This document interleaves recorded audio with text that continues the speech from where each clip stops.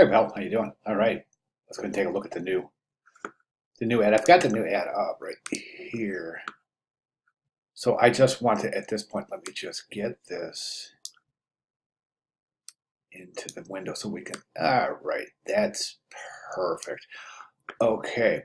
So good job. Definitely good changes. Now, one thing I wanted to talk about is the headline area and the way that this is center aligned and then we go to left aligned right here. So a little bit of inconsistency. We have left alignment, center alignment. So this kind of creates a little bit of unusual negative space associated with the area that's surrounding the type in that you've got that varied um, alignment. My recommendation actually is if we jump back over, where the heck did I, okay, right here. So if we jump see this headline area right here, I think this is more effective as the configuration for the headline. So I think I would keep it set like this, left aligned in that same configuration, two lines, and just transpose that. Use the same thing right here. At that point, I would recommend that you right now there's this thing that's happening that's kind of impeding the hierarchy of the ad. Let me describe what's happening. The subhead and the headline relationship, this relationship between this information paragraph with the subhead, it's a little bit uncomfortable when the relationship between the headline and this area.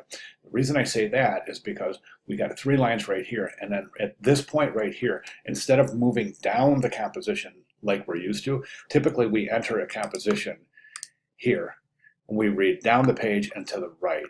So what's happening is we're moving down the page, but you're kind of, the way this typographic composition is forcing the viewer, once you finish the headline, to move back up the composition, and that's an uncomfortable move for a viewer.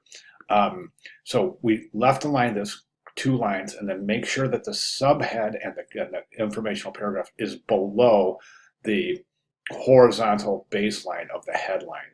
That way you're not saying, okay, you're done with me, now move back up here, then move over here. You're just saying, okay, read this, then move over here, read this, then come over here and move through the ad like that. Again, follow my cursor. You're going to read this, then you're going to come over. Well, first thing is the viewer's going to look at the image. The first part of the image any viewer looks at that has a human or an animal with eyes is the face. So that you can count on that being the first area the viewer's going to look. The viewer's going to gander at that quickly, but then when the viewer goes through the composition, they're going to start here. Watch my cursor. In this configuration, they're going to go like this. Then you're forcing them to go back up here, then come down here, then come over here and exit, okay? As opposed to, watch my cursor, headline, information, address, contact information, logo. Now we have all the information. Notice it's one smooth line as opposed to, do you see what I'm saying? And that little difference right there can make that little change right there can make all the difference in the world. So again, my only other recommendation, so two lines here, pull this down a little bit, reduce the size. I always recommend students print out their ad in black and white on quick draft, so you don't use all your ink, but just to get a look at the size of the type. Quite often, type looks much smaller on screen than it does on page. This area right here looks great, but what I would recommend is after the activities include, I would just little space there, and I would bullet Monday through Sunday. Bullet those and maybe even italicize them. But you can either bullet them and italicize them or just italicize them. But if there's a space before and after, before Monday and after Sunday, it's clear to the viewer that's a subsection with elements that are related. Okay, and really that's it. Now you're going to notice that there's some areas here that are difficult to read. And that's because of the relationship of the type with the background. Quite often, if you find it's not readable, this, as we discussed, is not the solution. It's never a good solution to place a box behind text because the text isn't visible over the image. If that's the case, it's time to find a new image. So I see you have used a new image in this background. It's still, I mean, to me, it's okay.